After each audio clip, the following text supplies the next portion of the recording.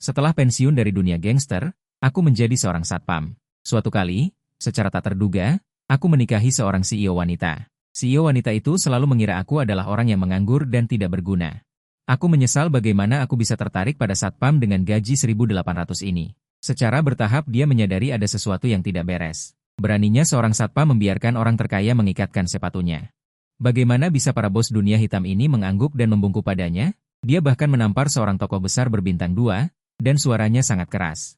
Saat ini, sebuah Bentley perak mewah berhenti di gerbang. Satpam Lau Wang melihat wanita yang turun dari mobil dengan mata tajam dan langsung menyambutnya dengan senyuman. "Nona, apakah Anda pulang atau mencari seseorang?" Seorang wanita cantik dengan gaun panjang dan wajah dingin turun dari mobil mewah dan berkata, "Aku mencari seseorang. Namanya Yeyun, dia bajingan sejati. Suruh dia segera menemuiku." Lau Wang langsung tercengang saat mendengar ini. Yeyun bajingan? Situasi macam apa ini? Selain membual dan menganggur, hal apa lagi yang bisa dilakukan Yeyun sehingga angsa putih seperti itu mencarinya? Tepat ketika Lau Wang berpikir itu tidak mungkin. "Aku sudah menjulurkan kepala dari pos satpam. Teman mana yang mencariku? Katakan dulu, kamu yang bayar untuk cuci kaki. Aku tidak punya uang. Lupakan saja jika ingin pergi ke klub malam, aku sudah mencuci tangan." Sambil berteriak, hatiku berdebar kencang. Sial, bukankah gadis kecil ini kembali dari luar negeri setengah bulan yang lalu? Putri orang kaya yang bersenang-senang denganku satu malam. Saat itu, kami sepakat untuk berjalan di jalan masing-masing. Mengapa dia mencariku lagi? Saat ini, Sushan bertanya dengan dingin, "Mengapa kamu tidak menjawab teleponku dan tidak membalas pesanku?" Sushan adalah wakil presiden grup Su di kota Jiangnan. Nona dari keluarga kaya yang sesungguhnya, dianggap sebagai wanita yang diinginkan oleh banyak orang berkuasa. Pemimpin sekte, Jianyan, salah paham. Aku menatapnya dan berkata jujur. Aku pikir itu penipu yang ingin menipuku, jadi aku pura-pura tidak melihatnya. Aura wanita kaya yang dingin itu terbuka penuh dan mencemooh. "Dengan penghasilanmu, kamu masih bisa ditipu? Satpam kecil, masuk ke mobil, aku ada urusan denganmu." Aku tidak bergeming. "Maaf, ini jam kerja. Jika ada sesuatu, katakan saja langsung." Sushan menoleh tanpa ekspresi. "Oke, aku hamil, ini benihmu. Sekarang ikut aku." Setelah kata-kata ini keluar, aku hanya merasa otakku berdengung. Rahang Lawang yang sedang bergosip di samping hampir jatuh, menatapku dengan kagum. "Nona Sushan, aku pikir beberapa lelucon. Sebaiknya jangan dibuat sembarangan." Wajahku berkedut keras, ekspresiku serius. "Dan mengapa kamu berpikir anak itu adalah anakku?" Sushan mengangkat alisnya dan mencibir. "Apakah kamu pikir aku sedang bercanda denganmu? Atau kamu pikir aku mencarimu untuk menjadi ayah pengganti?" Aku bertanya balik, "Bukankah begitu? Aku harus memastikan hal ini. Aku tidak mau menjadi ayah tanpa tahu apa-apa." Sushan menarik napas dalam-dalam dan menekan rasa jengkel di hatinya, melemparkan sebuah kertas. "Ini hasil pemeriksaan rumah sakit, lihat sendiri." Setelah aku melihatnya, aku langsung hancur. Sial, ini benar-benar masalah besar. Aku benar-benar mengalami hal seperti ini, sekali tembak langsung kena. Melihatku terdiam, nada bicara Sushan melembut. "Karena kamu tidak bisa berkata apa-apa, ikut aku sekarang." Melihatku tidak bergerak, Lau Wang memarahi, "Masih melamun apa? Kau bocah sudah mendapatkan wanita kaya. Bantuan untuk menjadi kaya. Mulai sekarang kau akan makmur dan makan makanan lunak yang membuat semua orang iri. Bukankah itu bagus?" Mendengar ini, aku buru-buru masuk ke mobil dan bersiap untuk melarikan diri. Karena anak ini milikku, maka aku akan bertanggung jawab penuh. Sushan mencemooh dan berkata, "Kau bertanggung jawab? Kau tahu siapa aku? Dan siapa kau? Satpam kecil, gajinya hanya beberapa ribu sebulan. Perbedaan di antara kita, kau mungkin belum menyadarinya, bahkan lebih besar dari langit dan bumi." Tanpa menunggu aku berkata apapun, wanita ini dengan dingin memerintah, "Aku akan menggugurkan anak ini. Sekarang antar aku ke rumah sakit." Aku menyalakan mobil dan menuju rumah sakit, hatiku terasa tidak nyaman. "Kau ingin menggugurkan anak ini adalah hakmu. Aku tidak bisa menghalangi, tapi aku juga ingin memberitahumu, jika anak ini lahir, membiayai kalian berdua bukanlah masalah." Sushan tertawa kecil dan tidak mengatakan apapun, tapi tawanya yang meremehkan sudah menjelaskan segalanya. Satpam kecil sepertiku benar-benar berangan-angan. Tak lama kemudian, kami tiba di rumah sakit, tetapi Sushan tidak turun dari mobil, hanya menatap keluar dengan linglung. Aku berkata, "Ayo, aku temani kau aborsi." Di mata CEO wanita itu entah kapan sudah ada air mata. Dia menoleh dan melotot tajam ke arahku. Matanya merah dan penuh dengan keluhan dan ketidakberdayaan. "Kau benar-benar bajingan." Aku bingung, apalagi yang membuat wanita ini gila? Tapi aku tetap menahannya, siapa suruh aku menghamilinya. Sushan adalah orang yang sangat kuat, tidak mengizinkan dirinya memiliki sedikit pun kelemahan, lalu berkata, "Jalan." Dia dengan cepat menghapus air matanya, riasannya kembali sempurna. Aku bertanya dengan aneh, Mau kemana?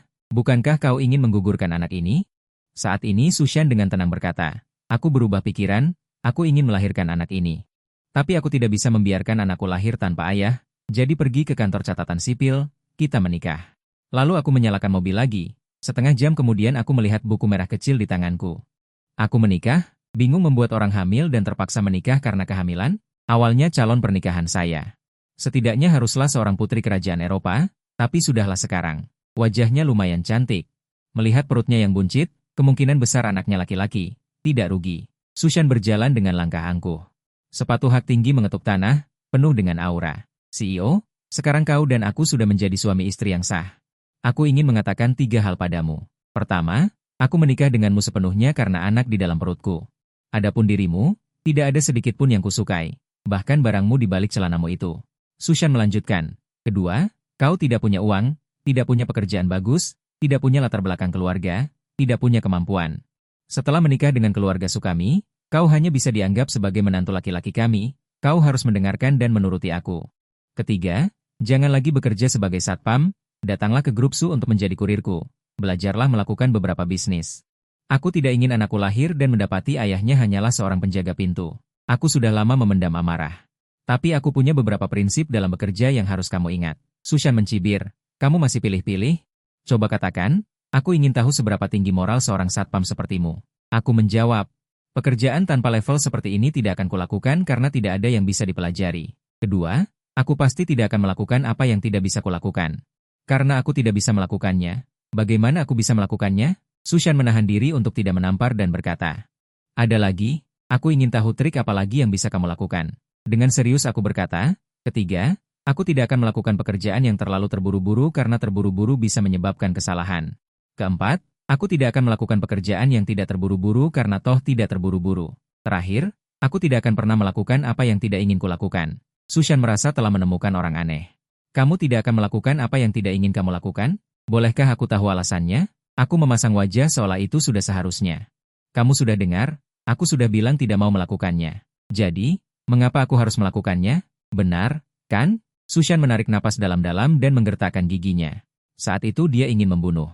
Melihat dadanya yang montok, aku langsung berkata setelah memandangnya 2 kali. Gadis kecil, aku akan menaklukkanmu. Saat itu telepon berdering, itu adalah Ibu Sushan, Yang Huiru, yang menelepon dengan nada marah. Shanshan, mengapa kamu tidak menjawab begitu banyak telepon dariku? Pernikahanmu dengan Jia Hao sudah dekat. Kamu anak ini, tidak pernah ada di rumah, tidak pernah terlihat. Apakah kamu ingin aku dan ayahmu khawatir sampai mati? Cepat kembali. Sushan berkata dengan nada tenang, Bu, aku akan segera kembali. Tapi aku akan kembali bersamamu menantumu, yaitu suamiku. Nada suara Yang Huiru langsung naik 8 oktav. Apa yang kamu katakan? Ibu, aku beritahu sebelumnya, jangan harap aku akan kembali. Suamimu hanya satu, yaitu Tuan Muda Fang Jia Hao dari grup Yulong. Kamu harus tahu betapa banyak usaha dan harga yang telah dibayarkan keluarga Su untuk pernikahan ini. Semua manfaat terakhirnya adalah milikmu, jangan tidak tahu berterima kasih. Sudut bibir dengan lesung pipi kecil menunjukkan sedikit. Lengkungan mengejek. Sushan mengejek dirinya sendiri. Tahu berterima kasih, pernikahan yang diatur keluarga sebagai pengorbanan. Kau menyuruhku untuk tahu berterima kasih? Setelah mengatakan itu, dia menutup telepon. Tapi aku masih mendengar di ujung sana. Sebagai seorang pria sejati, aku tentu saja harus menunjukkan sikap. Tapi Sushan tidak menghargainya. Dia tiba-tiba mengangkat kepalanya dengan air mata berlinang. Mengapa kalian semua ingin memaksaku? Mengapa kalian semua ingin aku melakukan hal-hal yang tidak ingin kulakukan? Dan kamu siapa? Enyahlah, apakah kamu pantas? Apakah kamu punya kemampuan? Tahukah kamu apa kedudukan keluarga Su di kota Jiangnan? Keluarga Fang dari grup Yulong, mereka bisa membunuhmu dengan 1 jari. Mengerti? Yeyun, terus terang, kamu hanyalah seorang satpam kecil. Tidak berguna, tidak ada jaminan. Jika bukan karena kesalahan sebelumnya, orang sepertimu tidak akan pernah bisa berhubungan denganku seumur hidupmu. Sebaiknya kamu jangan terlalu banyak bicara omong kosong seperti itu, kalau tidak aku hanya akan meremehkanmu. Setelah serangkaian pelampiasan, dia memegangi kepalanya dan terisak. Apa yang dia lakukan hari ini terutama adalah pertunanganku. Bagi keluarga ayahnya yang konservatif dan bangga, putri sulung itu sudah cukup gila, dan sekarang bintang keluarga itu semakin hari semakin. Dia mendekat selangkah demi selangkah dan akhirnya jebol. Aku menyalakan mobil dan menginjak pedal gas, melaju keluar. Di mulutku, aku tenang dan santai.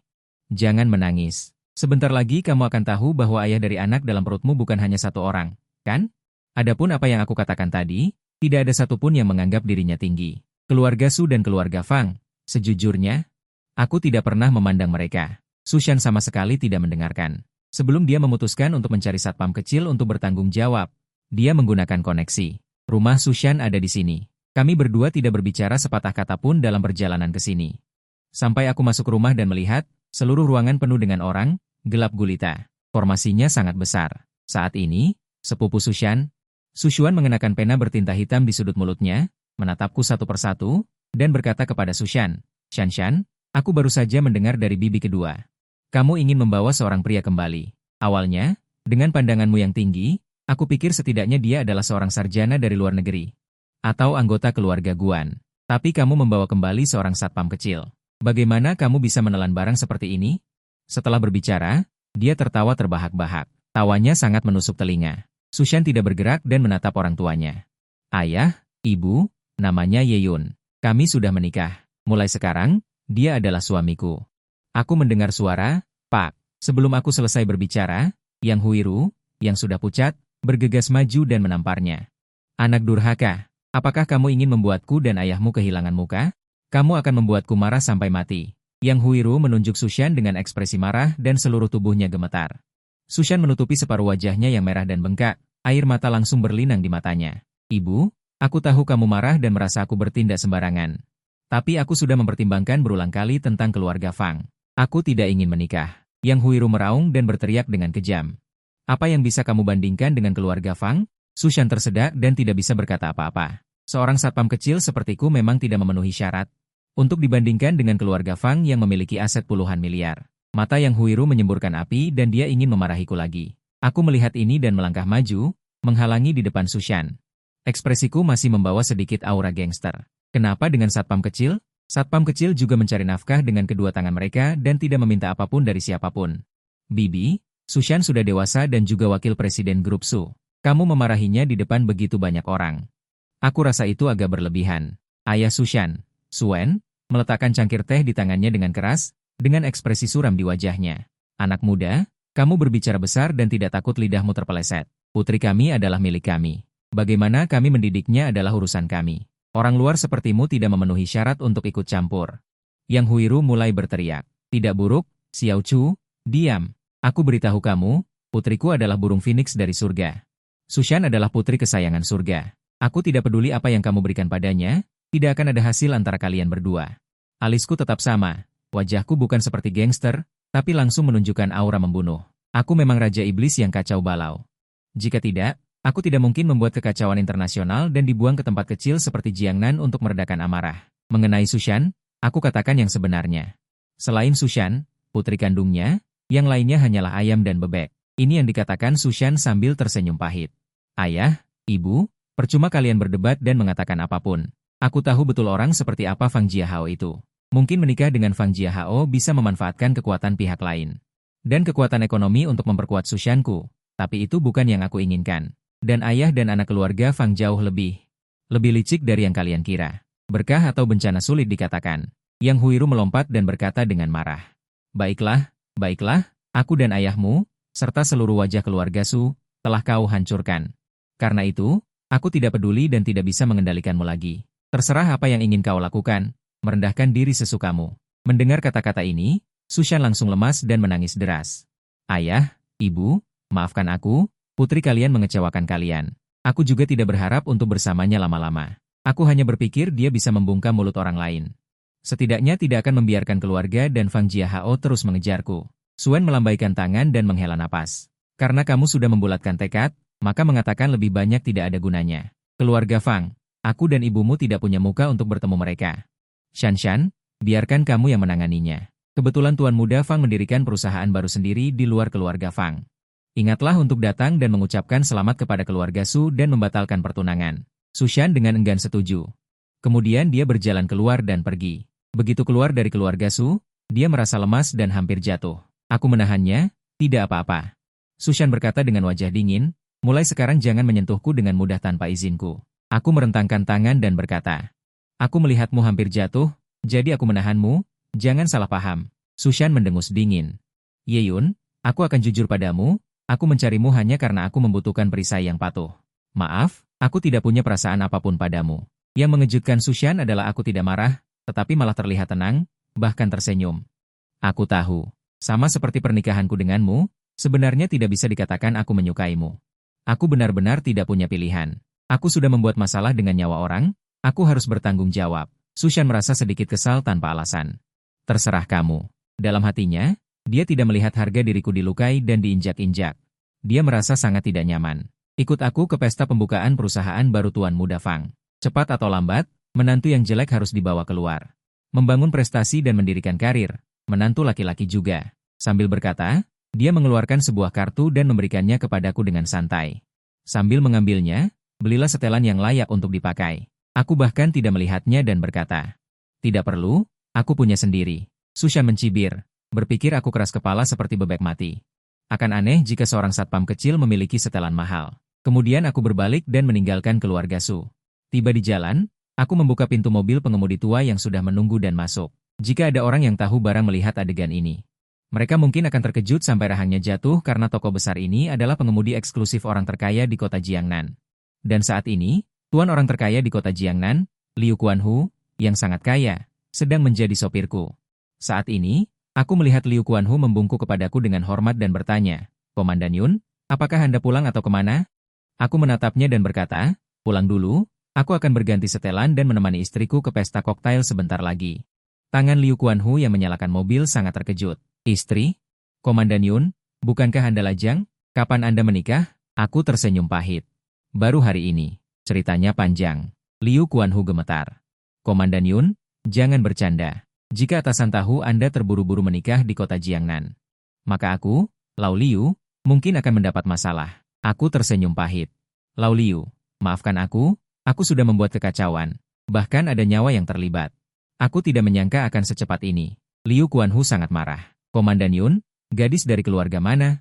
Aku akan menggunakan koneksiku untuk membuatnya menggugurkan kandungannya. Jangan berpikir untuk memanjat pohon keluarga kita yang tinggi. Aku melambaikan tangan. Sudah kubilang, jangan menggunakan kekuatan untuk menindas orang. Itu tidak ada gunanya. Liu Kuanhu memang khawatir. Komandan Yun, meskipun Anda tak terkalahkan dalam pertempuran dan merupakan aset penting negara, Anda masih muda dan terlalu bersemangat. Terus terang, Anda tidak bisa mengendalikan burung di selangkangan Anda dan malah menguntungkan wanita lain. Sial, andai saja aku tahu, aku akan membiarkan cucu-cucuku bertindak tanpa menghiraukan apapun.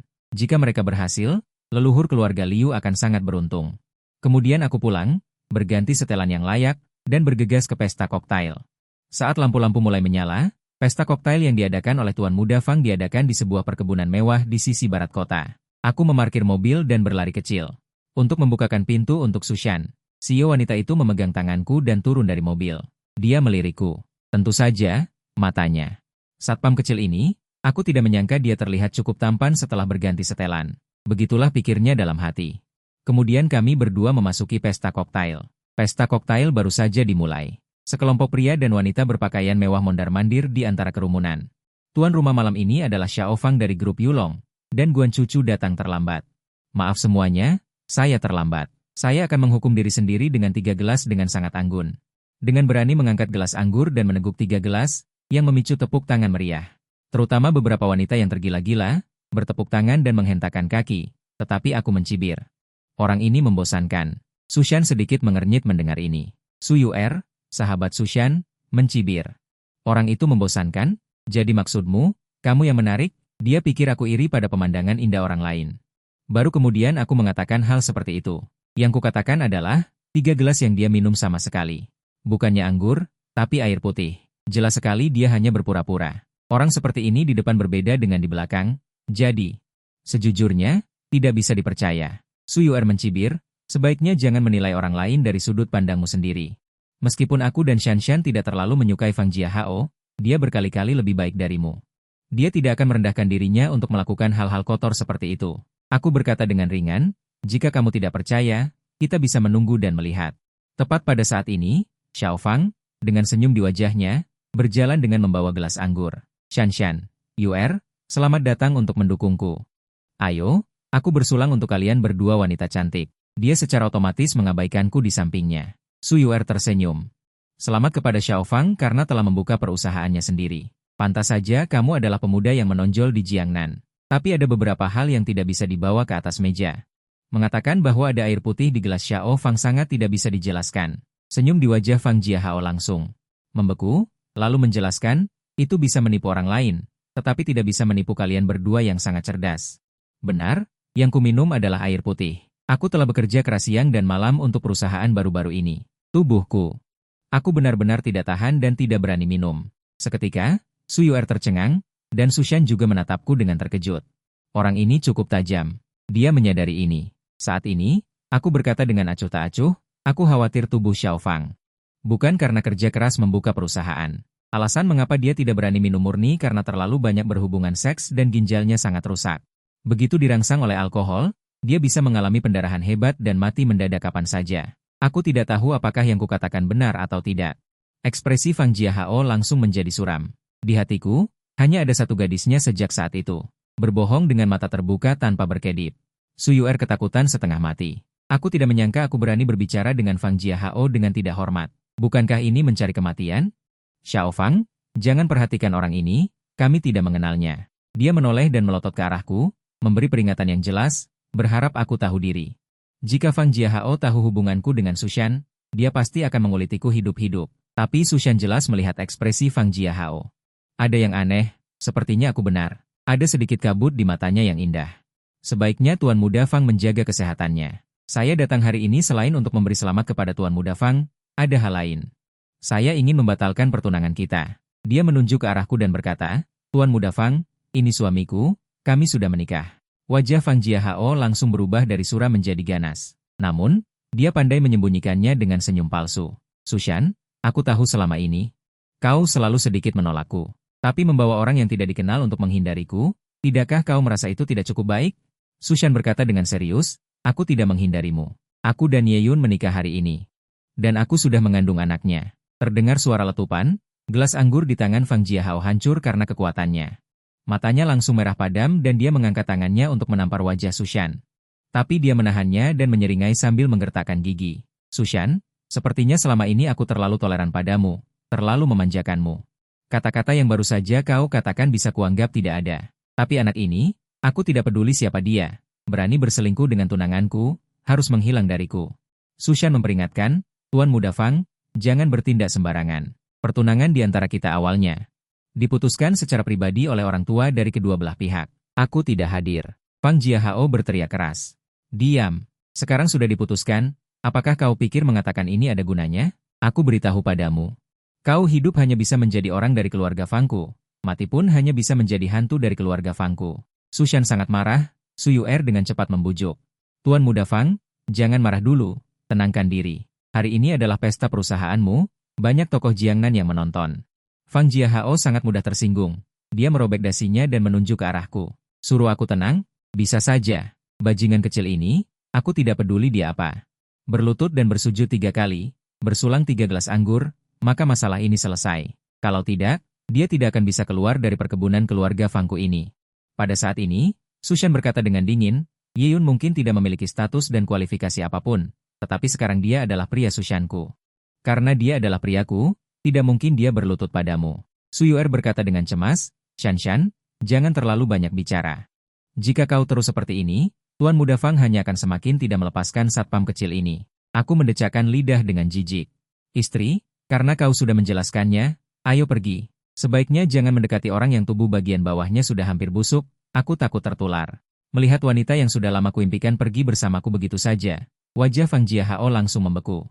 Melihat orang yang mencari kematian seperti itu, dia langsung memanggil 2 pria besar yang berdiri di sampingnya. Dia berkata dengan wajah garang, aku tidak ingin melihat bajingan kecil itu hidup dan melihat matahari esok. Kedua pria besar itu segera mengangguk dan menjawab. Pada saat ini, di dalam mobil yang kami tumpangi kembali, Su Yu'er berkata dengan sangat khawatir. Shanshan, tindakanmu terlalu gegabah. Keluarga Fang selalu punya cara kejam di dunia hitam dan putih. Kau menampar wajah Fang Jiahao seperti ini. Dia pasti tidak akan menyerah begitu saja. Sushan menarik napas dalam-dalam, aku tidak takut padanya. Su Yu'er bercanda, kau memang tidak takut. Fang Jiahao bahkan belum sempat menginginkanmu. Dia pasti tidak akan melakukan apapun padamu. Tapi Ye Yun ini, jujur saja, dia tamat. Ini baru permulaan. Aku perlahan berkata, tenang, orang yang bisa membuatku tamat di dunia ini belum lahir. Su Yu'er langsung menggelengkan kepala. Shanshan, suamimu yang murah ini sepertinya sakit otak dan tidak bisa diselamatkan. Ekspresi Sushan juga sedikit dingin. Ye-yun, ingat, kau bukan lagi satpam kecil. Tapi suamiku secara hukum. Ubahlah kebiasaan burukmu yang suka membual. Kalau tidak, kau hanya akan menjadi bahan tertawaan. Kemudian, aku mengerem mendadak. Dua wanita cantik. Keduanya tersentak ke depan karena terkejut. Su Yuer berteriak marah, apa yang kau lakukan? Kau bahkan tidak bisa mengemudi dengan baik, dasar tidak berguna. Aku turun dari mobil dan berkata dengan tenang, kalian berdua tetap di dalam mobil, jangan turun. Kedua wanita itu tidak mengerti. Jadi, mereka tidak tahu kegilaan apa yang sedang kualami. Ye-yun. Sebuah mobil van di belakang mengejar dengan cepat. Kemudian, pintu rem darurat terbuka. Seorang pria bertampang garang dan galak. Hati-hati, jangan biarkan mereka melukaimu. Maaf, dia mengangkat tongkat dan memukul kepalaku. Dengan mata dan tangan yang cepat. Su Yuer berteriak kaget, tidak baik, itu orang-orang Fang Jiahao. Sushan menggigit bibirnya. Bajingan ini, aku tidak menyangka dia akan bertindak secepat ini. Tapi sedetik kemudian, mata indah kedua wanita itu terbelalak lebar. Aku hanya melihatku membalas. Merebut tongkat itu, merampasnya dengan cepat. Dengan suara, "Wu", tongkat besi itu bergerak sangat keras. Dengan suara, "Peletak", langsung berdarah di kepala pria kekar itu. Tiga pria kekar lainnya melompat turun dari dalam mobil van. Berani melawan? Dasar sampah. Mereka semua tidak menyangka satpam kecil ini agak berbakat. Aku memasang ekspresi tenang dan mengayunkan tongkat besi di tanganku terus-menerus. Peletuk, peletuk, peletuk. Tiga pria yang tersisa. Tulang dan ototnya terasa sakit. Wajah mereka garang. Bermain api dengan tuan muda sangat mudah membakar diri sendiri. Aku masuk ke mobil lagi dan menginjak pedal gas dan pergi tanpa bertele-tele. Su Yuer dan Sushan masih tenggelam dalam pemandangan tadi. Belum sadar. Tapi Su Yuer sedikit terkejut dan berkata, Ye-yun, kau berlatih bela diri? Aku mengangkat bahu. Hanya membersihkan beberapa hama, tidak perlu berlatih. Sushan sedikit mengerutkan kening. Dia tidak tahu seni bela diri. Tapi bagaimanapun aku melihat gerakanku barusan, itu agak luar biasa. Apakah orang ini benar-benar hanya seorang penjaga pintu? Malamnya, Suan segera bertanya saat Sushan pulang. Shanshan, sudahkah kamu menjelaskan semuanya dengan pihak keluarga Fang? Sushan tiba. Aku sudah membatalkan pertunangan dengan Fang Jiahao. Yang Huiru berkata dengan marah, kamu benar-benar bodoh dan dungu. Sushan, apa kamu benar-benar sudah gila dan akan menjalani hidup dengan seorang satpam rendahan? Sushan berkata dengan lesu. Bu, aku sudah berkali-kali mengatakan kepada kalian bahwa aku tidak memiliki perasaan apapun terhadap Ye-yun. Semua ini, hanya demi anak di dalam perutku, dan aku juga membutuhkan perisai untuk menjauhkan lalat seperti Fang Jiahao. Yang Huiru masih merasa marah. Sushan, aku menyayangimu dengan sia-sia. Bahkan jika kamu pergi ke klub malam dan mencari seorang model pria untuk bersenang-senang, aku masih bisa mentolerirnya. Tapi kamu malah hamil dengan benih seorang satpam kecil. Bagaimana aku dan ayahmu dan keluarga Su bisa menanggung malu ini? Sushan terdiam sejenak, matanya sedikit memerah. Malam itu, dia berbuat kesalahan karena pengaruh alkohol. Dan juga karena dia sendiri sudah putus asa. Suan berdeham dan menasihati. Istriku, Shanshan sejak kecil, adalah gadis yang pintar dan tahu menjaga diri. Kita tahu itu. Jangan tanyakan lagi padanya tentang hal ini. Saat ini, kita harus memikirkan cara agar aib keluarga ini tidak sampai tersebar luas. Yang Huiru melipat tangannya dan berkata dengan marah, mencari cara? Cara macam apa? Padahal, dia bisa saja menemukan pria kaya raya. Tapi malah direbut oleh seorang pelayan. Sushan tidak lagi mendengarkan ocehan mereka dan langsung kembali ke kamar untuk tidur. Wei Mi Su Yuer memulai video. Yuer, ada apa denganmu? Kenapa wajahmu terlihat begitu murung? Di dalam video, Su Yuer tampak lesu dan hampir mati. Su Yuer menjawab, Shanshan, jangan tanya. Aku baru saja dimarahi. Ingatkah saat aku memberitahumu bahwa seorang bos misterius datang ke kota Jiangnan kita? Aku baru saja dengan berani pergi mengunjunginya lagi. Akibatnya, dia bilang mulutku ember dan menyia-nyiakan wajah cantikku. Biarkan aku jangan mengganggunya. Aku benar-benar tidak mengerti. Kenapa dia bilang mulutku ember? Selama ini, aku selalu berhati-hati, sopan, dan baik padanya. Sushan segera membela Wei Mi. Orang ini benar-benar tidak masuk akal. Bahkan jika dia punya latar belakang yang hebat, dia tidak boleh berbicara seperti itu kepada seorang gadis. Lain kali, aku akan pergi mencarinya dan berdebat dengannya. Su Yuer menyeka air matanya dan berkata, sudahlah, aku harus melayaninya dengan baik. Semoga suatu hari nanti aku bisa melihat wajah aslinya. Kakekku bilang, jika aku bisa menarik perhatian pejabat misterius ini, maka 3 generasi keluarga Su tidak perlu khawatir tentang apapun. Kami bisa berbaring dan makan enak, kemewahan dan kekayaan tidak akan menjadi masalah lagi. Sushan sangat terkejut. Pejabat misterius ini levelnya apa sampai begitu hebat? Su Yuer tersenyum. Tunggu aku lebih mengenalnya sebelum memberitahumu. Kemudian mereka berdua menutup video dan tidur. Keesokan harinya aku menerima telepon pagi-pagi. Sushan memintaku berpakaian rapi dan bersih. Su Yuer mengemudi ke sebuah klub. Dua anak laki-laki berpakaian bermerek turun dari mobil. Sambil tersenyum dan berjalan maju, Yuer, Shanshan, kalian sudah sampai. Minum, ini adalah. Ketika mereka melihatku keluar dari mobil, ekspresi kedua tuan muda itu langsung berubah buruk. Su Yuer terkekeh dan berkata, Xiao Zhao, Xiao Wang, orang ini adalah teman saya dan Shanshan. Dia berasal dari desa dan belum pernah melihat dunia. Kalian tidak perlu memperhatikannya. Zhao Zixuan, yang memiliki reputasi sebagai salah satu dari 4 tuan muda Jiangnan, tersenyum acuh tak acuh. Karena dia adalah temanmu, mari bermain bersama. Tuan muda Wang yang lain melirikku dan mendengus menghina. Su Yuer tertinggal 2 langkah dan menatapku. Kamu seharusnya belum pernah ke acara seperti ini, kan? Tidak masalah, datanglah beberapa kali lagi, lihat lebih banyak, dan belajarlah lebih banyak, maka tidak akan ada masalah. Satu-satunya permintaanku adalah kamu tidak boleh mempermalukan aku dan Sushan. Mengerti? Aku tanpa acuh tak acuh. Bukankah ini hanya klub pribadi? Tempat jelek ini, apakah kamu tahu berapa biaya masuknya? Su Yuer mencibir. Tempat jelek, apakah kamu tahu berapa banyak syarat masuk di sini?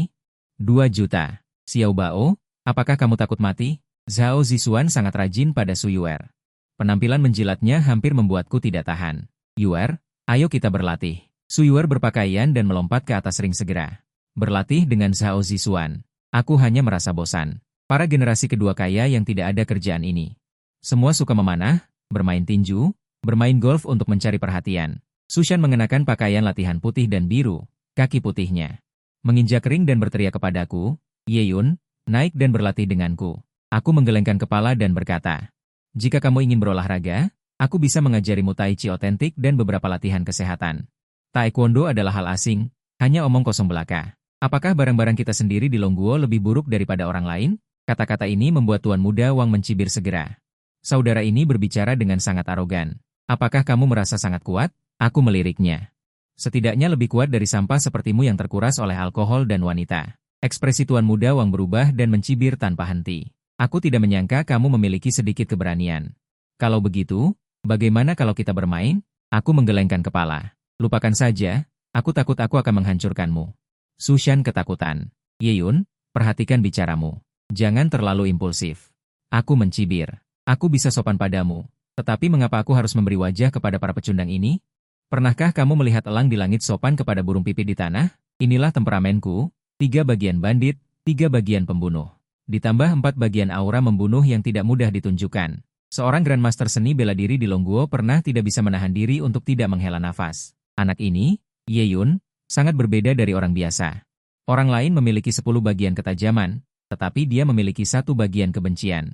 Bagian ini bahkan tidak bisa dikendalikan oleh Raja Langit. Cukup untuk membalikan laut dan sungai.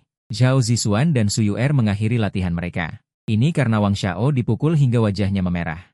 Wang Xiao menunjukku dan berkata, Zhao Xiao, bukan karena aku tidak menghormati wajahmu, juga wajah Nona Su dan Nona Su. Sungguh, nada bicaranya sangat arogan, mengatakan bahwa taekwondo yang kami latih adalah sampah. Bukankah ini mencari masalah? Wajah Zhao Zixuan langsung menjadi gelap. Yuer, demi kalian, hanya kali ini saja. Kalian harus tahu berapa banyak keringat dan kerja keras yang telah kucurahkan untuk taekwondo bersama Wang Xiao. Usaha kami tidak pantas diremehkan oleh siapapun, terutama oleh pemuda bodoh yang tidak tahu apa-apa. Wajah Su Yuer menjadi suram. Yeyun, segera minta maaf kepada Zhao Xiao dan yang lainnya. Tidakkah menurutmu konyol meremehkan usaha orang lain? Aku mendongak ke langit dan berkata, minta maaf, maaf, aku tidak punya kebiasaan meminta maaf kepada yang lemah. Su Yuer sangat marah dan menghadap Sushan. Shanshan, aku tidak punya pilihan. Aku bermaksud baik membawanya untuk menambah wawasan. Tanpa diduga, lumpur tidak bisa menempel di dinding dan mempermalukan diri sendiri di sini. Sebelum Sushan bisa mengatakan apa-apa, senyum jahat melintas di mata Zhao Zixuan. Bagaimana kalau Wang Xiao menemani saudara ini bermain-main? Dengan sikapnya yang tinggi, dia pasti ahli. Sushan langsung menolak. Sudahlah, Wang Xiao profesional dan ahli tingkat 6. Yeyun bukan tandingannya. Wang Xiao melompat ke atas ring dan melakukan beberapa gerakan genit. Tenang, meskipun anak ini pantas dipukul, tetapi demi kalian berdua wanita cantik, aku tidak akan menyakitinya. Dia kemudian menatapku dan bertanya dengan bercanda, berani bermain sedikit? Atau jangan-jangan selain pandai berbicara, kau sebenarnya pengecut? Melihatku mengerutkan kening, Su Yuer berkata dengan dingin, Yeyun, jika kau seorang pria, terimalah tantangan ini. Aku dan Shanshan tidak takut kau kalah, kami hanya takut kau tidak punya keberanian untuk menjadi seorang pria. Aku menjadi sedikit tidak sabar. Baiklah, aku bisa mengajari anak ini betapa berbahayanya dunia ini, tetapi siapa yang akan membayar biaya pengobatannya? Tiba-tiba, Zhao Zishuan tersenyum masam. Ternyata kau takut menjadi cacat dan tidak punya uang untuk pergi ke rumah sakit. Haha, tenang, jika kau sedikit memar, aku akan membayarmu. Su Yuer tidak bisa menahan diri untuk menggelengkan kepala. Shanshan, orang ini terlalu payah, sangat memalukan. Wajah Sushan juga sedikit tidak enak. Aku mencibir dan tidak ingin menjelaskan apapun. Aku melompat ke atas ring, memasukkan satu tangan ke dalam saku, dan hanya menyisakan satu tangan. Ayo, selesaikan lebih cepat, selesaikan pekerjaan lebih cepat. Mata Wang Xiao menyemburkan api. Bajingan ini begitu sok, aku harus membuatnya kehilangan setengah nyawanya. Dengan 2 langkah cepat standar, dia mendekatiku. Kemudian, sebuah tendangan terbang langsung menendang pelipisku. Zhao Zishuan menunjukkan senyum yakin. Wang Xiao adalah sabuk hitam tingkat 6. Dia bisa mengalahkan 3 atau 5 pria biasa dengan mudah. Anak ini memang punya pandangan jauh ke depan dengan meminta biaya pengobatan kepada tuan muda ini. Saat dia berbicara, jeritan menyedihkan terdengar bersamaan dengan suara gedebuk yang membosankan. Di atas ring, aku memasukkan satu tangan ke dalam saku, tidak tahu apa itu lawan. Dan lawanku sudah terbang keluar dari ring. Kaki yang digunakan untuk menendang hampir patah dan membengkak tinggi. Sushan dan Su Yuer tercengang. Apa yang terjadi? Apa yang terjadi? Senyum di wajah Zhao Zishuan langsung membeku. Wang Xiao meratap di bawah ring. Dia berhasil pamer. Kemudian buru-buru memanggil staf klub untuk mengangkat Wang Xiao pergi. Zhao Zishuan melompat ke atas ring dengan wajah muram. Saudara Ye, aku tidak menyangka kamu punya sedikit kekuatan. Wang Xiao tidak mahir, dia adalah adik seperguruanku. Sekarang aku, kakak seperguruan ini, akan meminta petunjuk darimu. Sushan buru-buru berkata, tidak boleh. Su Yuer juga berkata, lupakan saja, Tuan Zhao, Anda adalah master sabuk hitam dan 8, juara taekwondo. Bagaimana mungkin Ye Yun menjadi lawanmu? Zhao Zishuan mendengus dingin. Orang yang terluka tidak bisa dibiarkan begitu saja. Bagaimana bisa anak ini juga harus menemaniku berdansa? Kalau tidak, ikuti aturan, bantu adikmu bersujud 3 kali dan bersujud 9 kali. Hancurkan menjadi perut. Kedua wanita, Sushan, mengerutkan kening. Zhao Zishuan ini sedikit sombong. Aku meletakkan tanganku di saku dan bersiap untuk turun dari ring. Zhao Zishuan mengerutkan kening dan wajahnya dingin. Tidak semudah itu untuk pergi. Pada saat ini, aku menampar bahu Zhao Zishuan dengan satu tamparan. Dengan suara keras, wajah Zhao Zishuan menghadap ke bawah dan mengenai ring.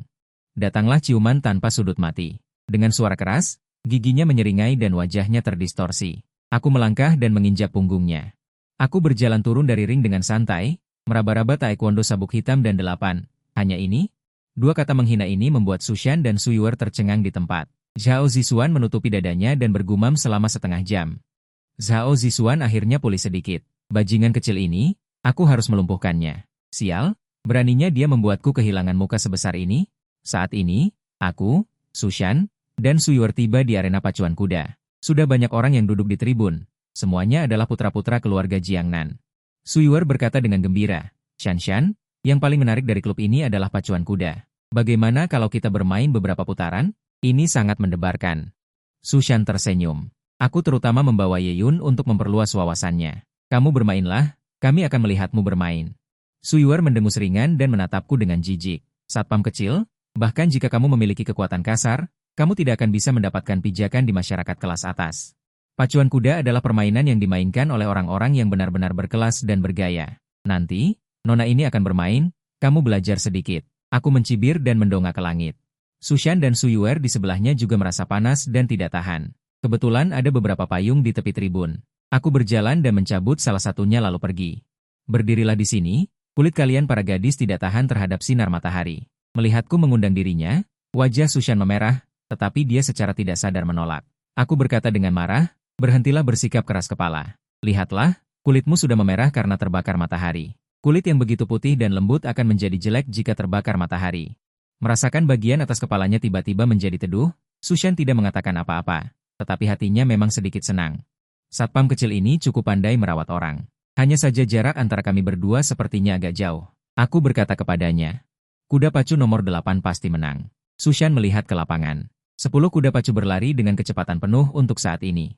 Masih belum bisa melihat siapa yang menang atau kalah. Sementara itu, sekelompok orang di depan tribun menari-nari dengan tangan mereka, semua menyemangati kuda pacu yang mereka pertaruhkan. Sushan bertanya, Bagaimana kamu tahu kuda pacu nomor 8 pasti menang? Aku berkata dengan acuh tak acuh, tebak saja. Segera, pacuan kuda ini berakhir. Siaran jaringan memutar dengan keras taruhan pemenang pacuan kuda nomor 8, Sushan sedikit terkejut. Kamu benar, Suyuer berlari kembali, Aizen akan mulai. Hampir saja nomor 5 yang kutekan menang, tidak disangka nomor 8 yang menang. Shanshan, ayo kita ke depan.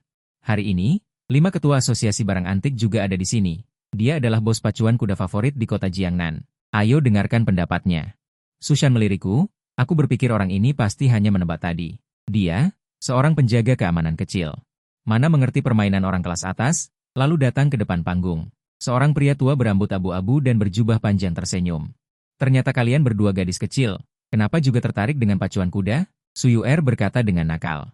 Tuan Wu, kami datang untuk bergaul denganmu. Nomor pacuan kuda mana yang kamu tekan? Aku akan ikut menekannya. Wu Tianxun tertawa. Gadis dari keluarga Su ini memang pintar, tetapi kamu selalu punya mata yang bagus. Ikut bergaul dengan orang tua ini, aku jamin kamu akan memenangkan banyak uang jajan. Sekelompok orang di samping dengan cepat menjilat. Benar, ketua bermain pacuan kuda sangat profesional. Di kota Jiangnan kita tidak ada yang bisa menandingi. Tentu saja, Tuan tidak hanya ahli barang antik, tetapi juga memiliki keterampilan pacuan kuda tingkat atas. Tidak perlu dikatakan apa-apa, ikuti saja ketua untuk bertaruh, pasti akan menghasilkan banyak uang. Gerbang dibuka dan 10 kuda pacu kembali berlari kencang. Wu Tianxun, yang dipuji setinggi langit, merapikan janggutnya. Pemenang putaran ini seharusnya nomor 9. Sontak semua orang menoleh.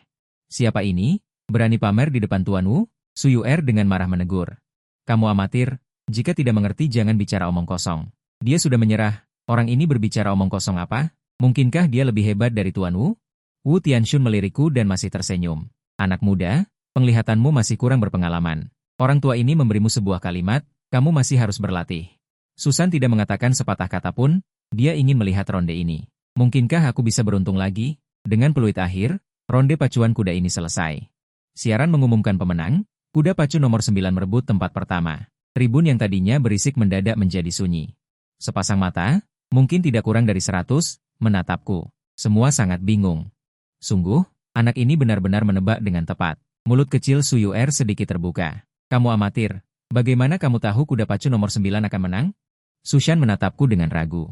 Apa mungkin orang ini menang 2 kali berturut-turut hanya karena keberuntungan? Dia merasa ini tidak mungkin. Wu Tianxun mendengus dingin. Anak muda, keberuntunganmu bagus. Bagaimana kalau kita main sekali lagi? Aku menggeleng, tidak usah saja, Tuan. Aku tidak akan melewatkan satu kata pun dari perkataanmu tadi. Kelopak mata Wu Tianxun berkedut liar, hidungnya bengkok karena marah, dan berteriak. Bajingan, aku sudah bermain pacuan kuda selama lebih dari 30 tahun, aku belum pernah melihat orang seangkuh dirimu. Ayo lagi, kita bertanding lagi. Hari ini aku harus benar-benar meredam kesombongan anak muda sepertimu. Para penjilat di sekitarmu juga tampak bersemangat. Lumayan, teruslah bertaruh. Anak muda memang punya sedikit keberuntungan, tapi tidak tahu diri. Saat Wu Lao menyelesaikan balapan, kau masih mengompol. Ayo satu putaran lagi. Jika kau bisa menang dari Wu Lao, aku akan memberikan modalnya saat itu juga. Sepertinya Sushan bilang, istriku, aku akan memenangkan uang untuk membeli kosmetik untukmu. Pinjamkan aku 2.000, aku akan mengembalikan 100.000. Pipi Sushan memerah, tapi dia tidak marah, malah merasa sangat bangga.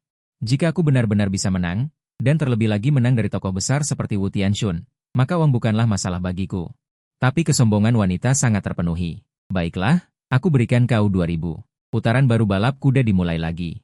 10 kuda pacu melesat keluar dari gerbang, keempat kakinya berputar-putar. Wu Tianxun menyipitkan mata untuk memastikan tidak ada masalah, lalu mengambil keputusan akhir. Bertaruh pada kuda nomor 6. Saat ini, ekspresiku datar. 2.000 yuan bertaruh pada kuda nomor 1. Orang lain memutar mata dan mengikuti berkata, aku bertaruh 20.000 juga untuk kuda nomor 1. Garis akhir sudah dekat, semua orang. Mereka menjulurkan leher menunggu hasil menang atau kalah. Saat itu, terdengar suara siaran, suara laporan yang penuh semangat. Kuda nomor 1 meraih juara. Setelah suara siaran, ratusan orang di lingkaran kecil yang mengelilingi Wu Tianxun. Semua tertegun, saling menatap dengan mata terbelalak tanpa bisa berbuat apa-apa, merasa malu dan tidak percaya berkata. Kuda nomor 1 benar-benar menang? Amatir, kau benar-benar jenius balap kuda. Hahaha, kita kaya. Dia menari-nari dengan gembira, bahkan memeluk lenganku dan menggoyangkannya dengan keras. Ekspresiku aneh. Persediaan uang pasukan wanita ini cukup banyak. Sushan bersifat pendiam, tapi dia juga tidak bisa menahan kegembiraan dan pipinya memerah. Tatapan matanya padaku berubah drastis. Hanya saja, ketika dia melihat sahabatnya begitu dekat denganku. Alisnya sedikit berkerut tanpa terlihat. Hasil perhitungan segera keluar. Dalam putaran ini, dengan taruhan 2.000, aku mendapatkan 180.000. Peluangnya begitu besar sehingga aku sendiri pun terkejut. Wajah tua Wu Tianxun berkedut dan tertawa kering. Anak muda memang beruntung. 2 kemenangan beruntun sudah cukup untuk membuatku bangga. Para penjilat yang diam lainnya segera menjilat dengan gila-gilaan. Lumayan, keberuntungan anak ini benar-benar seperti menginjak kotoran anjing. Tapi keberuntungan sesaat tidak membuktikan apa-apa. Teknik hebatmu adalah teladan bagi kami. Aku mengangkat bahu, sama sekali tidak ingin membuang waktu dengan orang-orang membosankan ini. Melihatku berbalik hendak pergi, Wu Tianxun buru-buru berteriak. Anak muda, kita main 1 putaran terakhir. Jika kau masih bisa mengalahkan aku akan mengakui kekalahan padamu. Aku tersenyum dan berkata, aku rasa itu tidak perlu. Karena jika kita terus bermain, jangan katakan 1 putaran, bahkan 10 putaran pun, kakek pasti akan kalah. Wu Tianxun tertawa marah. Bocah, nada bicaramu sangat arogan. Aku sudah bertahun-tahun bermain pacuan kuda. Ini pria dan bahkan dewa pria. Tapi belum ada yang berani sombong sepertimu. Aku mengangkat bahu dan berkata, mungkinkah seluruh dewa pria? Bermain pacuan kuda tidak ada artinya bagiku. Orang-orang di sekitar langsung heboh. Anak bodoh dari Malabazi ini berpura-pura. Terlalu banyak berpura-pura. Harus dihukum dengan kejam. Bahkan jika Raja Surga datang, dia harus diinterogasi dengan baik. Semangat anak muda itu baik, tetapi tidak tahu kerendahan hati ditakdirkan untuk menjadi kegagalan. Mata Wu Tianxun memerah karena marah. Matanya akan keluar dari rongganya, lalu meraung. Jika kamu masih bisa memenangkan ronde terakhir ini, aku tidak akan pernah menginjakkan kaki di arena pacuan kuda lagi.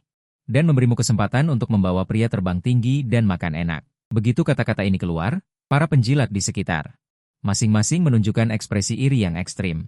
Su Shan dan Su Yuer tertegun sejenak, lalu buru-buru memberi isyarat padaku. Cepat berterima kasih kepada lelaki tua itu. Apa yang kamu lakukan dengan Linglung? Ye Yu, kamu bisa menyinggung Wu Lao yang pendiam ini. Tahukah kamu bahwa sejak saat ini di kota Jiangnan, kamu akan menjadi terkenal dalam satu gerakan. Namun, yang membuat semua orang tercengang adalah, aku menunjukkan ketenangan. Bahkan sedikit acuh tak acuh. Baiklah, kalau begitu mainkan 1 ronde lagi. Tapi aku hanya akan memainkan ronde terakhir ini. Bermain dengan orang-orang yang memiliki perbedaan level terlalu besar. Kalian tahu, mudah untuk tidak tertarik. Ekspresi wajah segera berubah. Sangat luar biasa menunggu, aku tidak sabar untuk menampar mulutku dengan liar. Bajingan ini terlalu sombong. Aku belum pernah melihat orang yang begitu hebat. Wu Tianxun hanya merasakan sakit di dadanya. Aku harus memberitahumu. Apa artinya jahe itu masih tua dan pedas? Putaran pacuan kuda baru akan segera dimulai. Semua orang menahan napas. Melihat Wu Tianxun menunggunya memberi perintah. Anak kecil, kuda keberuntunganku akan bermain di babak ini. Keberuntunganmu sebelumnya akan segera berakhir. Dia berteriak keras ke arahku dulu. Wu Tianxun baru bertaruh setelah mengumumkan. Kuda nomor 10. Jujun menemaniku bertarung sekali lagi. Su Yuer menatapku dengan penuh harap. Ye Yu, bagaimana dengan kita? Cepat, ayo bertaruh juga. Aku menggelengkan kepala. Tan Xidao, kuda nomor 2. Sepertinya aku akan memenangkan belasan ribu dan memasukkannya ke dalam saku lagi. Kalau tahu orang kaya begitu bodoh, kenapa aku harus jadi satpam? Aku bisa datang setiap hari dengan karung untuk mengambil uang. Banyak orang hampir menyemburkan darah mendengar kata-kata ini. Kata-kata ini terlalu membuat marah. Benar-benar terlalu menjijikan. Mata tua Wu Tianxun memerah dan berteriak. Anak kecil, jika kamu masih bisa menang, aku akan bersulang kepadamu di tempat dan mengakui kekalahan. Sejak saat itu, aku akan menghindarimu ketika melihatmu. Saat peluit berbunyi, beberapa kuda pacu berlari keluar. Kuda nomor 10 yang dipertaruhkan Wu Tianxun memimpin dengan kuat. Dan kuda nomor 2 yang aku pertaruhkan. Hanya peringkat ketiga, bahkan bukan yang kedua. Pada saat ini, pembawa acara di radio mulai menyiarkan dengan penuh semangat. Garis finish sudah dekat. Kuda nomor 2 mulai berakselerasi, melewati nomor 7, nomor 2 terus melaju, sulit dipercaya. Kuda nomor 2 secara tak terduga menyusul dan menekan lawannya yang kuat di saat-saat terakhir untuk memenangkan kejuaraan, luar biasa. Mari kita ucapkan selamat kepada kuda nomor 2 karena memenangkan tempat pertama. Sorak-sorai terdengar dari depan tribun, selain teriakan bersemangat dari pembawa acara. Wu Tianxun dan yang lainnya tidak bisa berkata sepatah kata pun, masing-masing membeku di tempat, tidak hanya mereka, bahkan Su Shan dan Su Yuelian juga. Semuanya tidak percaya. Ye Yun, dia benar-benar menang lagi. 10 dari 10 kemenangan beruntun melawan Wu Tianxun, veteran ini. Tidak ada kepalsuan dalam 3 kalimat. Wu Tianxun memecah kesunyian terlebih dahulu, dengan wajah pahit memberi hormat ke arahku. Aku kagum, aku hanya bisa kagum. Keterkejutan Wu Tianxun sangat besar, sementara yang lain sangat terkejut. Aku tertawa. Pak Tua adalah orang yang bersemangat, bisa menerima kekalahan. Hal ini membuatku terkesan. Wu Tianxun berkata dengan sungguh-sungguh, seorang pria sejati harus menepati janjinya. Apalagi aku memiliki sedikit reputasi di kota Jiangnan. Aku tidak mungkin mengingkari janjiku. Mulai sekarang, kamu adalah saudara angkatku, Lao Wu. Jika ada kesulitan di kota Jiangnan, aku pasti akan membantumu dengan sekuat tenaga. Wu Tianxun berkata, lalu pergi tanpa menoleh ke belakang. Aku kemudian berkata dengan jijik, orang tua ini ingin mengambil keuntungan dariku. Aku tidak berani. Dia bahkan ingin menjadi saudara. Su Shan mendengus dingin. Apakah menurutmu ketua asosiasi barang anti kota Jiangnan, yang bernilai lebih dari 10 miliar, mengambil keuntungan darimu dengan bersumpah saudara denganmu? Aku bertanya balik, bukankah begitu? Su Shan memegangi dahinya. Orang yang ekstrim ini benar-benar tidak tahu dari mana dia mendapatkan kepercayaan dirinya. Kemudian dia berkata, jadi aku akan pergi ke perusahaan untuk mengurus penerimaan resmimu. Grup Su adalah perusahaan terkenal di kota Jiangnan, dan hal yang paling dibicarakan orang adalah CEO wanita cantik, Su Shan. Cerdas, elegan, cantik, dan murah hati. Terutama dia juga wanita super kaya yang sesungguhnya. Menjadi sekretaris grup Su Shan. Ekspresinya tidak terlalu bagus, maju dan berkata, Presiden Direktur meminta Anda untuk segera ke sana. Su Shan mengerutkan kening. Apa yang terjadi? Sekretaris ragu-ragu, sepertinya ada hubungannya dengan keluarga Fang. Ini cukup serius, sebaiknya Anda pergi dan melihat sendiri. Su Shan menunjukku dan berkata, Yu Jie, atur posisi untuknya. Sekretaris pergi dengan cepat. Tepat setelah dia pergi, sekelompok orang berjalan dengan agresif ke arahku. Zhao Yujie sedikit gugup, Tuan Muda Su, ada apa? Orang yang memimpin tampak marah.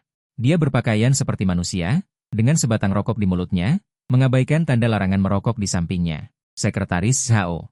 Anda tidak perlu khawatir tentang itu, saya akan mengatur posisi untuknya. Sekretaris Zhao ingin mengatakan sesuatu, tetapi pihak lain memberinya tatapan dingin dengan tidak sabar. Ayahku adalah presiden direktur grup, penerus keluarga berikutnya, dan aku adalah satu-satunya putra ayahku. Di masa depan, grup Su akan menjadi milikku. Sekarang, bisakah kamu pergi? Tingkah lakunya sangat lalim. Sekretaris Zhao langsung terdiam. Dia berpikir dalam hati bahwa pendatang baru ini sudah tamat. Jika ditargetkan oleh Raja Iblis ini, dia pasti tidak akan mendapat hasil yang baik. Su Jian adalah sepupu Su Shan, putra bungsu dari presiden grup Su, Su Qiang. Jari telunjuknya langsung menusuk dadaku dan berkata, kamu adalah menantu yang direkrut oleh paman keduaku, kan? Ikut aku akan mengatur pekerjaan untukmu. Aku menggelengkan kepala dan berkata, tapi Su Shan bilang dia akan mengaturnya untukku. Su Jian tersenyum penuh arti. Kakak sepupuku adalah orang yang sangat sibuk. Selain itu, grup Su ini adalah milik keluarga kami. Siapapun yang mengaturnya untukmu sama saja. Aku bertanggung jawab atas seluruh keamanan grup. Di masa depan, kamu akan menjadi anak buahku. Setelah selesai berbicara, tanpa basa-basi dia menyuruh anak buahnya untuk mendorong dan menyeretku pergi. Su Jian mengeluarkan ponselnya dan menelepon tanpa ragu-ragu. Anjing penjilat yang hanya bisa makan nasi lunak sudah jatuh ke tanganku. Bukankah kamu pernah dihina olehnya beberapa waktu lalu? Hari ini aku akan membuatnya babak belur, agar dia tahu apa itu aturan. Putri Su Qiang, Su Xuan, tertawa jahat di seberang sana. Aji jangan terlalu kasar. Paling banter, patahkan tangan dan kaki saja, jangan terlalu berlebihan. Wanita bernama Su Shan itu bisa menjadi gila dan sulit dihadapi. Su Jian menutup telepon dengan wajah tanpa malu. Aku bisa mempermainkan sampah yang hanya menjadi penjaga gerbang sesukaku. Dia melirikku dan menghembuskan asap ke wajahku dan berkata, Nak, jika kamu berlutut dan memanggilku ayah 3 kali, aku akan melepaskanmu. Bagaimana? Aku tersenyum. Oke, tapi kita lihat dulu apakah Tuan Su punya kemampuan itu. Su Jian tertawa terbahak-bahak ke arah anak buahnya. Kalian dengar itu? Si bodoh ini bertanya apakah aku punya kemampuan. Ayo, beritahu dia seberapa besar kemampuan Tuan Muda ini. Anak buahnya langsung ikut menertawakan dengan keras. Di grup Su, Tuan Muda Su adalah langit dan bumi. Presiden Direktur adalah ayah Tuan Muda Su. Manajer umum adalah kakak perempuan Tuan Muda Su. Beberapa anjing galak muncul di depan, air liur menetes dari mulut mereka, menatapku dengan lapar dan berlari ke arahku. Su Jian duduk di kursi malas. Nak, aku memberimu kesempatan terakhir. Berlututlah di hadapanku. Panggil ayah untuk menenangkan amarahku. Atau hari ini aku akan melumpuhkan setengah hidupmu terlebih dahulu, agar kamu tahu apa itu asam dan menyegarkan. Aku menelan ludah. Tuan Su, hari ini adalah hari pertamaku bekerja. Sejujurnya, aku tidak ingin membuat masalah. Bagaimana kalau kita lupakan saja? Ekspresi Su Jian berubah muram dan berkata dengan jahat. Dasar anjing, sebelumnya di rumah Su Shan. Kamu menghina kakakku, Su Xuan. Hanya karena itu kamu tidak akan bisa lolos dari hukuman mati. Selain itu, jangan takut untuk memberitahumu. Keluarga kami dan keluarga Sushan tidak terlalu akur. Dia ingin menempatkan orang di grup, tetapi aku tidak ingin dia berhasil. Dia membuat keributan. Jadi, tidak ada yang bisa dinegosiasikan. Begitu kata-kata itu selesai, aku langsung menendang keluar. Tanpa peringatan, seorang penjaga keamanan yang besar dan kuat langsung mengerang dan jatuh ke tanah. Saat ini, Sujian berteriak dengan marah. Pukul dia untukku. Bunuh saja dia, aku yang tanggung jawab. Dia tidak menyangka aku berani melawan. Pukulan demi pukulan, tinjuku keluar seperti naga. Bagiku, membereskan ikan-ikan kecil seperti ini sama saja dengan membunuh ayam dengan pisau daging. Dalam sekejap mata, 7 atau 8 anak buah Sujian langsung terkapar dan tidak bisa bangun lagi. Sujian langsung berteriak histeris memerintahkan 2 anjing kampung untuk mencabik-cabikku. 2 anjing galak itu langsung menerjangku, tetapi karena tatapan mataku yang seperti harimau, kedua anjing kampung itu langsung merintih dan langsung menghilang dengan kagum. Di mata mereka, aku di depan mereka seperti binatang buas prasejarah yang penuh dengan aura tirani dan haus darah. Mereka sama sekali tidak berani mendekat. Aku berjongkok dan menepuk-nepuk kepala kedua anjing itu. Anjing baik. Mata Sujian hampir keluar. Xiao Hei, Xiao Hua, gigit dia sampai mati. Gigit dia sampai mati untukku. Kedua anjing galak itu sama sekali tidak mendengarkannya, malah mengibaskan ekornya dengan gembira di kakiku. Sujian bangkit dengan marah. Yeyun, tunggu saja. Aku akan segera memanggil orang untuk melihat berapa banyak yang bisa kau kalahkan. Tatapanku menjadi dingin. Bajingan bodoh ini sepertinya pantas dihajar. Xiao Hei, Xiao Hua, ayo, aku akan mentraktir kalian telur. Kemudian, kedua anjing galak itu meraung dan langsung menjatuhkan Sujian. Sujian berteriak sambil memaki, tiba-tiba berteriak melengking, pergi, pergi, kalian berdua binatang. Seluruh wajahnya kehilangan warna darah, rasa sakit yang luar biasa membuat otaknya langsung kosong. Kedua anjing galak itu menggelengkan kepala dan mengibas-ngibaskan ekornya sambil mencabik-cabik dengan gila. Aku berjalan mendekat dan berbaring di kursi yang sebelumnya diduduki Sujian. Aku langsung membuka Dou Dizu.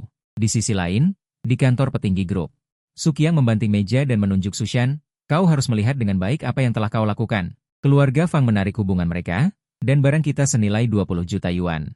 Begitu saja ditahan, bagaimana kau akan mempertanggungjawabkan kerugian sebesar ini kepada grup? Ekspresi Sushan dingin. Presiden Direktur, apa maksud perkataanmu ini? Keluarga Fang menarik hubungan mereka, barang kita ditahan. Kau tidak menyelesaikan masalah, malah bertanya padaku bagaimana mempertanggungjawabkannya? Tidakkah kau merasa ini tidak masuk akal? Sukiang mendengus dingin. Sushan, kau tahu apa maksudku? Kau mencari seorang satpam kecil yang tidak pantas, membuat marah keluarga Fang. Sekarang inilah balasannya. Ini bukan tanggung jawabmu. Kota Selatan masih menjadi milikku. Sushan berkata dengan tenang. Aku tidak merasa ini tanggung jawabku. Jika keluarga Fang ingin menarik hubungan, biarkan saja mereka menariknya. Grup Su di Kota Selatan akan meninggalkan keluarga Fang. Tidak bisa bertahan hidup, Sukiang marah, lalu katakan, bagaimana cara menyelesaikannya sekarang? Barang ini bernilai lebih dari 20 juta yuan. Tapi sekarang jatuh ke tangan orang-orang di Kota Timur, tanpa hubungan dunia hitam keluarga Fang. Para penjahat di Kota Timur itu, menurutmu apakah mereka akan dengan mudah mengembalikannya kepada kita? Aku tidak peduli cara apa yang kau gunakan. Kau harus mengembalikannya kepadaku. Jika tidak, aku akan menyerahkannya ke Dewan Direksi. Saat itu, jika Nyonya tua tahu. Shanshan, menurutmu apa yang akan terjadi pada cucu perempuanmu ini? Ekspresi Sushan dingin. Dia mengambil tasnya dan berbalik pergi. Sudut mulut Suki yang tertarik membentuk senyum kemenangan. Kaki terangkat dan diletakkan di atas meja kantor. Sangat bergaya bos. Sushan, kamu masih terlalu muda. Sekarang malah mencari orang tidak berguna seperti ini dan menyerahkan diri dengan mudah. Mulai sekarang, kamu tidak akan memiliki modal apapun dan aku, seorang satpam besar. Belum sempat merasa bangga selama 2 detik, putri sulung Sushuan bergegas masuk dengan panik. Xiao Jian mengalami masalah. Sukiang mengerutkan kening. Apa yang bisa terjadi padanya dengan sikapnya yang ceroboh? Sushuan meratap, Xiao Jian digigit oleh 2 binatang peliharaannya di bagian bawah tubuh. Sekarang sudah dikirim ke rumah sakit. Sukiang langsung melompat dari kursi, hampir tersedak. Apa katamu? Cepat bawa aku ke rumah sakit dan lihat apakah asetnya baik-baik saja. Aku hanya punya 1 putra. Jika bahkan penerus keluarga hilang, apa gunanya aku bekerja keras seperti ini? Nada bicara Sukiang hampir menetas. Sushan segera tahu bahwa Sujian dihajar. Dia menatap dingin, beraninya kamu memprovokasi orang gila ini? Tahukah kamu bahwa dengan toleransi keluarga Sukiang, Sujian adalah putra mahkota di grup Su? Mendengar itu, aku berkata dengan tenang, jadi, yang masuk rumah sakit sekarang sepertinya putra mahkota ini, bukan aku. Sushan hanya merasa sakit kepala. Yeyun, Aku tidak menyangka kamu akan membuat masalah besar seperti itu begitu datang. Meskipun Sujian adalah anak manja, bagaimanapun juga dia adalah putra CEO. Dan bajingan ini sangat disukai oleh nyonya tua. Kamu membuatnya terluka seperti ini, Sukyang pasti tidak akan melepaskanmu. Aku berkata dengan acuh tak acuh.